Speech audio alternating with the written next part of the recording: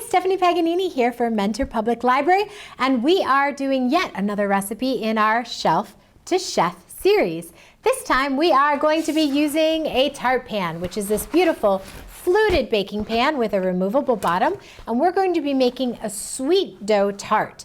Our tart today is going to be a no-bake cheesecake filling with strawberries on top. You can change that out depending on what fruit is popular in whatever season you are watching this recipe. But the most important part of tart is the tart dough. Today's dough is a sweet dough that is sort of like a cookie dough. So we're going to start out using the creaming method you might know from making chocolate chip cookies, which is taking softened butter and sugar and blending it together until it's nice and smooth and creamy. To start out with, your best bet when you're softening butter is to take it out of the packaging, chop it up into little pieces, because the more surface area butter has to the air, the faster it's going to come to room temperature. Room temperature butter is going to make this recipe come together very quickly, so it's worth taking that extra time to do your mise en place, that fancy French term that means getting all of your ingredients together in one place. So to start out, we've got 1 stick of room temperature unsweetened butter, and we're putting that into our bowl. And we're going to try and get it all in the bowl. Then we are going to take our sugar, and this recipe calls for powdered sugar. Powdered sugar has a little bit of cornstarch in it to keep it from caking up while it sits on your supermarket shelf, but it is okay for our recipe because that cornstarch will add added sweetness, and it will keep our dough from overhydrating our flour and keep it nice and crummy and a nice flakiness to it. So we're going to mix this together. Again, you can use your hand mixer, you can use a KitchenAid if you have it, but we want to get this nice and creamy to what's called the creaming method, to the beautiful stage where it is all one cohesive piece. So we've reached creaming method, which is this nice sort of smooth, buttery texture. To this, we're going to add 1 room temperature egg.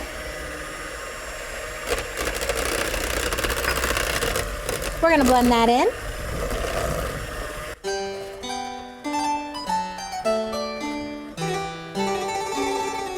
I stopped the mixer because I want to talk to you about our next ingredient, which is vanilla. When we talk about vanilla, there are a few ingredients in the kitchen where I think it's worth the investment, and vanilla is by far my most important ingredient. When you buy vanilla, vanilla is a very special plant. It is naturally grown in South America, and for a long time people would come to South America, they would buy up all of these vanilla plants, they would ship them to other countries where they had colonies, and the vanilla orchid would not grow any fruit, and they could not figure out why. It wasn't until a botanist discovered that there was this tiny little bee that would go and pollinate each of these orchids on the right time, at the right moment, to produce the beautiful pod that we know as the vanilla bean. What they have to do everywhere else in the world that is not this special spot in South America is hand pollinate vanilla. Vanilla then is expensive. Whenever a human is involved in the production of a food, it becomes more expensive. But it's worth it. There are places in the world where vanilla production is beautifully done. One of the best is the Madagascar Bourbon Islands. If you can get vanilla from there, it's great. The thing you have to watch out for is you want pure vanilla. You don't want anything that's made with vanillin, which is fake vanilla flavor. You can tell, you can taste it. It's worth the investment to get a nice vanilla or vanilla bean paste. Oh, so good, but it's a mortgage payment, so you can make that choice for yourself. But a little bit of vanilla is worth it to have a really flavorful recipe. This recipe calls for, I think, a half a teaspoon, but I've always doubled my vanilla recipes because more vanilla is just that. It's more flavor, it's more delicious. We'll go back to mixing.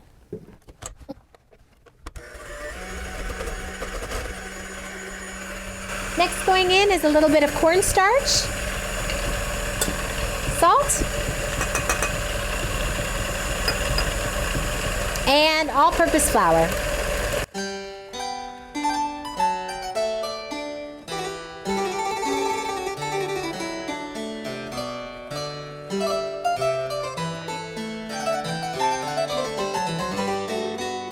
What we have here is beautiful dough. Notice I didn't take it to one big solid lump of dough. That's because I want to keep as much of this sort of crummy flakiness as possible. It is wet dough. I'm going to squish it together when I put it on the plastic wrap to put it into the refrigerator to chill. But don't feel like you need to get it to look perfect and smooth at this point. You'll just end up over mixing it, which is going to give you a tough dough and not crumbly perfection. I've taken all of the dough out of the bowl, and what I'm doing is just gently pressing it into as close to a disc shape as I can without, again, I don't want to overwork it. I want to let it rest, and then I can always roll it out when the time comes. This dough is going to chill for at least 30 minutes in the refrigerator. It's really best on day 2, so if you can put it in the refrigerator overnight, I highly recommend that. When we talk about baking tart dough, there are 3 ways of baking tart dough. You have baking it raw, right? So you've got the raw dough, you put the raw ingredients that are your tart filling into it, and that whole raw thing goes into the oven to bake together. You have the middle of the road tart baking, which is called partial baking. It's shortened down to par baking. That's where you're partially baking that tart dough, giving it a head start, then adding your filling and then putting it back into the oven for that tart dough to finish baking and for those fillings to start and finish baking. And then you have the last baking method for tart dough, which is called blind baking, which means you're taking that tart dough, baking it from start to finish. It's going to be empty the whole time it's baking, and it's called blind baking because it doesn't know what's going in it until the end. And that's something that is often done for sweet fillings, because you'll make your sweet filling and add it to that blind baked tart dough at the end. All right, welcome back. We have allowed our sweet tart dough to chill in the refrigerator, and now we are going to pull it out and roll it out to put it in our tart pan. When you're working with tart dough that's sweet, remember this is just like sugar cookie dough. The more you roll it out, the more you play with it, the tougher your cookies are going to be. So we're going to put this out on a sheet of parchment paper, but if you have a cookie rolling mat that you prefer to use, or even just on your counter, feel free to do that. It is, as you can see, very crumbly, which is coming from the powdered sugar and cornstarch that are part of this recipe. I'm gonna get those little pieces mixed in, and I'm gonna take my French rolling pin and roll. Ideally, you don't wanna roll back and forth because that works the gluten and makes your cookie dough or tart dough tough. So we're gonna roll from the center out. But if for some reason you end up rolling back and forth, it's not the end of the world. I've left this dough plain with just vanilla flavor, but if you wanted to put orange zest or lemon zest in here, you certainly can. And what's really cool about the cookbook that we've included in this kit is there are so many tart doughs you can use. There is a cream cheese dough, there's a chocolate dough, there is even a cheddar cheese dough. So feel free to learn the technique with this recipe, and then sky's the limit on your creativity in the kitchen. As I'm rolling out the dough, periodically I'm going to take my hand and feel it to make sure that it's even rolling. And if I find a spot that doesn't work as well, then I will focus on that. We want this dough to be the size of our tart pan.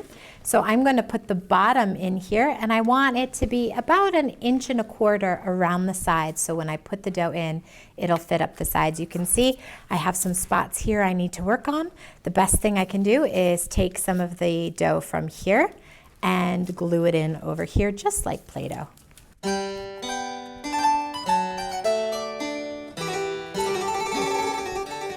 All right, so once we've got our dough rolled out to where we want it, we're going to take this parchment paper and we're going to flip it out onto our tart pan.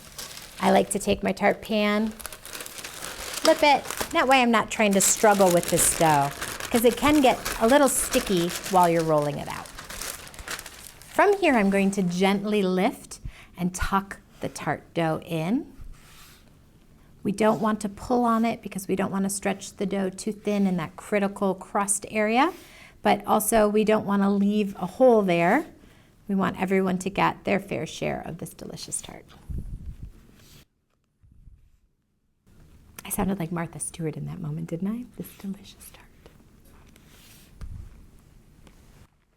All right, so from here we're going to take our rolling pin.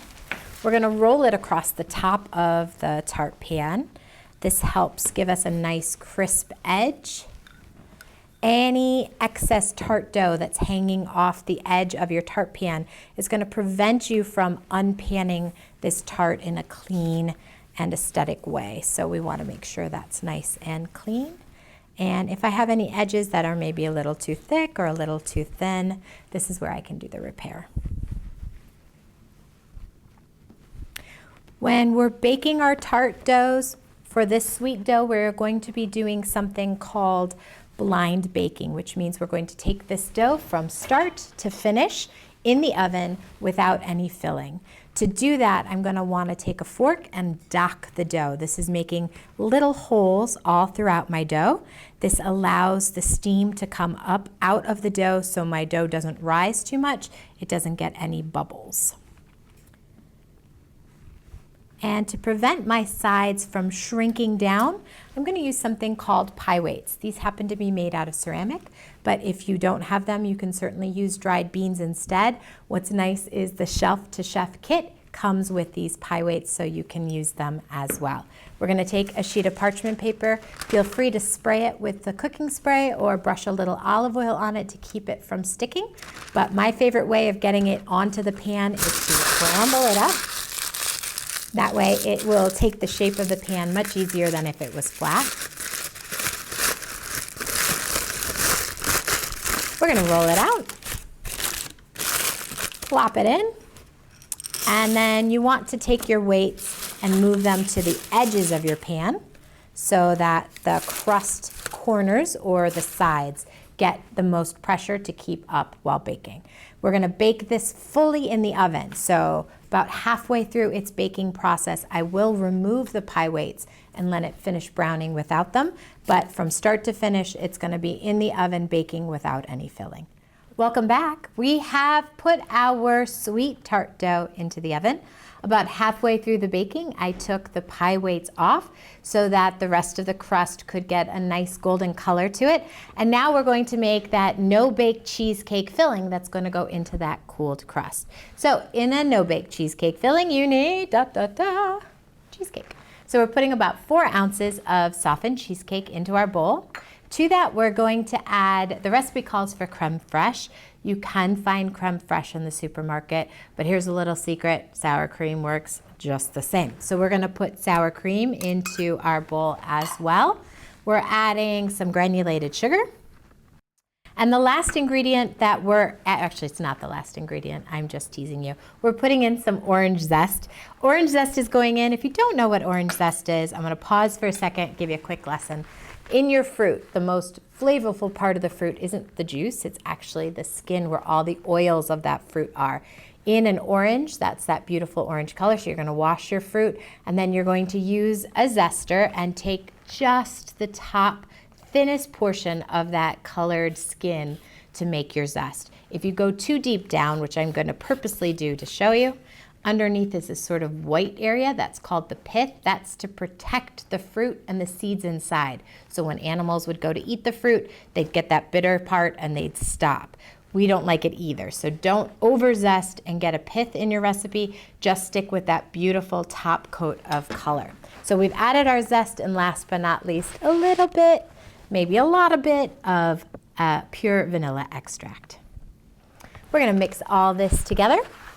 I'm going to start with a spatula. If you have a hand mixer or a KitchenAid and you want to use that, please do. It'll make this ingredient filling go a lot faster. You can even use your Cuisinart if you want to use that to blend this all together. I'm doing it by hand just so that you can see the process. Once we've mixed it together, sort of macro mixing with our spatula, then I will flip to the whisk to make sure that all of these little pieces of cheesecake get mixed in really well.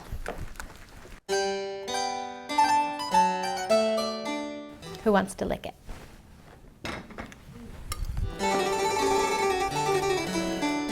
So I I've mixed all of our filling together. I've allowed our sweet dough crust to cool. You can see it has a really nice golden color to it.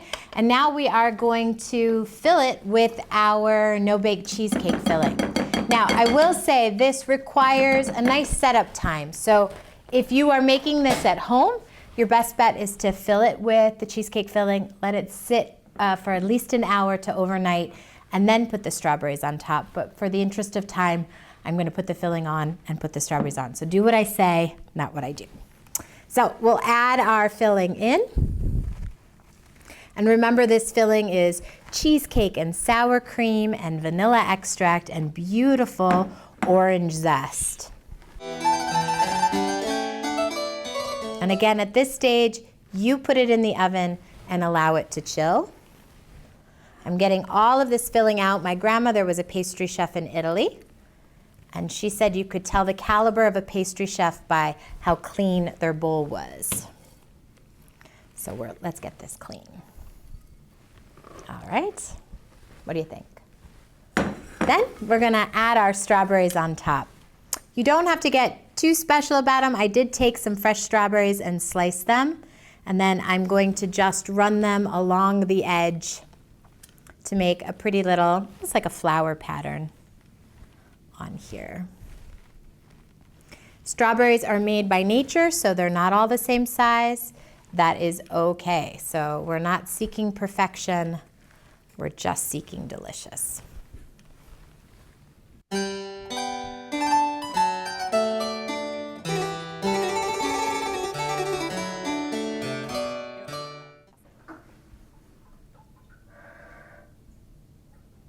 Orange zest, cheesecake, strawberry, fresh fruit tart that you can make using your Shelf to Chef kit. Check it out here at Mentor Public Library.